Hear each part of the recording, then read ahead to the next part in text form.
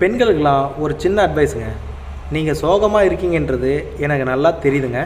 But இருந்தாலும் நான் என்ன சொல்கிறேன்றதை கொஞ்சம் கேளுங்க. உங்கள் வாழ்க்கையில் உங்களுக்கு யாராவது நம்பிக்கை துரோகம் பண்ணியிருக்கலாம், இல்லை உங்கள் காலவாரி விட்டுருக்கலாம், இல்லை உங்களை நம்ப வச்சு கழுத்தை எடுத்துருக்கலாம். இந்த மாதிரிலாம் பல பேர் இருந்திருப்பாங்க உங்கள் வாழ்க்கையில்.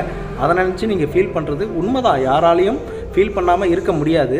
பட் இருந்தாலும் அதை நீங்கள் கொஞ்சம் மறந்து தான் ஆகணும். இல்லைனா உங்கள் உடம்புக்கு தாங்க பிரச்சனை. எப்பொழுதும் நம்ம உடம்பை நம்ம தானே ஹெல்த்தாக வச்சுக்கணும்.